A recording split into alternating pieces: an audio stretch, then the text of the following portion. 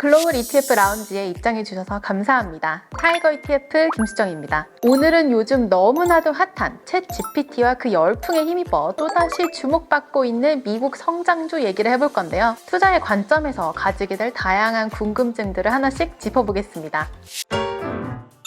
글로벌 ETF 라운지. 요즘 완전 대세인데요. 챗 GPT가 뭐길래 이토록 인기인 건가요? 한마디로 말하자면 AI 언어 모델인데요. 묻는 말에 자연스럽게 대답해주는 인공지능 챗봇의 일종입니다. 혜성처럼 나타나 주목을 받고 있지만 사실 AI 기술 관점에서 보면 챗 GPT는 완전히 새로운 기술은 아니에요. AI의 흐름을 살짝 살펴보자면 챗 GPT를 비롯한 언어 모델의 기반은 2017년 구글에서 처음 개발됐는데요. 트랜스포머라는 이름을 가진 이 언어 모델을 통해 한 단어 한 단어 순차적으로 학습하던 과정이 한 번에 뭉터기로 학습할 수 있는 시대가 열리게 됩니다. 이 알고리즘에 의해 탄생한 구글의 버트, 페이스북의 로버트 A, 마이크로소프트의 튜링, 그리고 GPT가 있습니다. 근데 왜 챗 GPT만 이렇게 인기인 거예요? 전문가들이 꼽는 가장 큰 이유는 마케팅입니다. 마이크로소프트와 일론 머스크가 투자한 기업이라 이보다 더 좋은 마케팅은 없잖아요. 또 하나의 이유를 들자면 AI지만 어렵지 않고 SNS나 스트리밍 서비스처럼 느껴진다는 점이에요. 그래서 개인들이 편하게 사용하고 그 안에서 놀 수 있으니까요.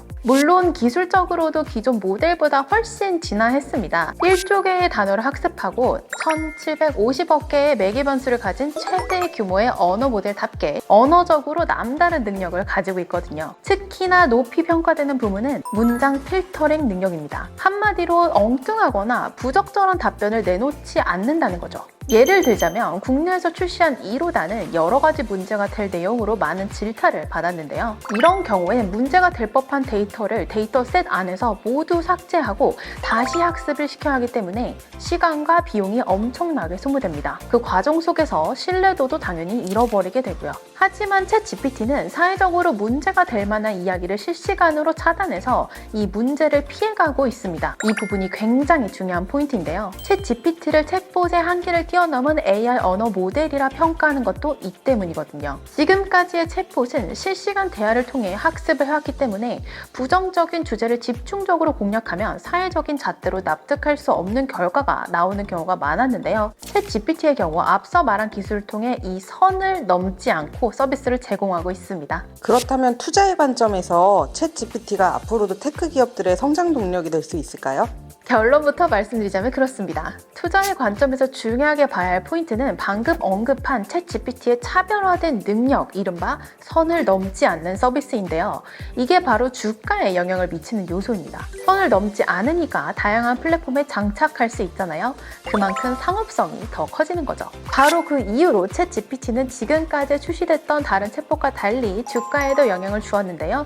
이유는 크게 두 가지입니다. 첫째, 챗 GPT는 상용화가 가능한 범용 AI의 특징을 갖고 있습니다. AI는 상황에 따라 생각과 학습을 하고 창작할 수 있느냐, 아니면 특정 목적을 갖고 탄생했느냐에 따라 범용 AI와 그렇지 않은 기술로 나뉘는데요.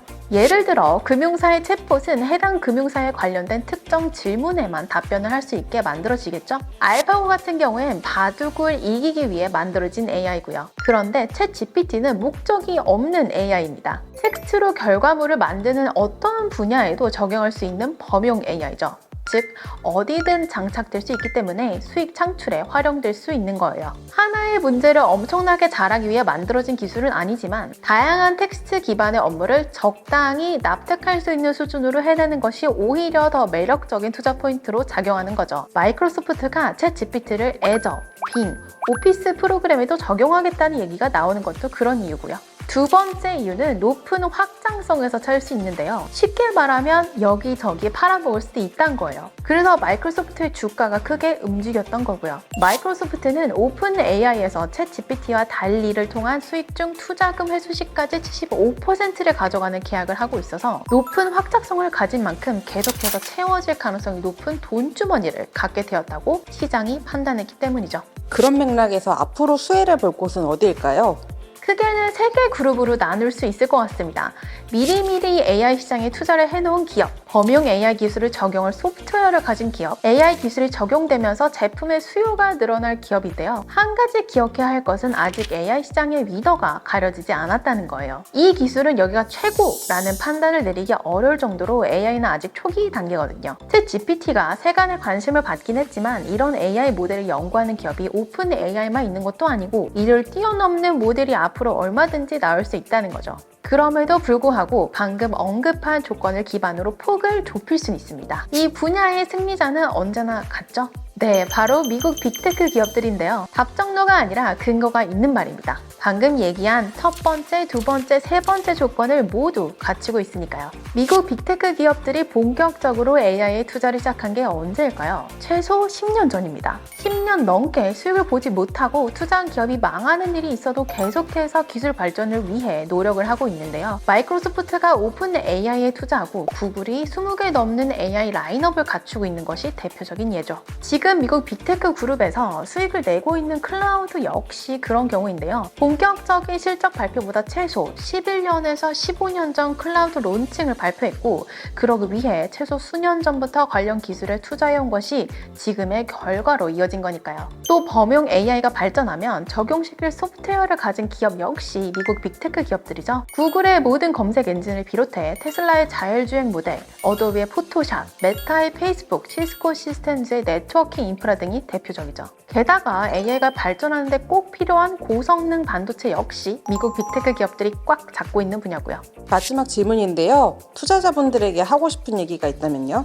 오늘 나눈 대화에서 미국 빅테크에 대한 성장 스토리를 경험할 수 있으셨나요? 끊임없는 성장 동력이 나온다는 점, 최근 몇 년간 힘든 시기를 거쳤지만 주가는 미래에 대한 가치니까 결국 미국 빅테크로 금융시장에 관심이 쏠릴 수밖에 없다는 점 꼭 기억하셨으면 좋겠습니다. 오랜 경험과 노하우, 투자처까지 쌓여있는 미국 빅테크 기업들은 앞으로도 쉽게 그 기세가 꺾이지 않을 건데요. 특히 테크 기반의 기술력인 AI의 경우엔 연결고리가 굉장히 끈끈할 거고요. 막대한 자본력과 R&D 비용으로 뿌려놓은 씨앗이 싹을 틔우면 미국 테크 기업들은 수확에 나설 텐데요. 그 기쁨을 함께 누리셨으면 좋겠습니다.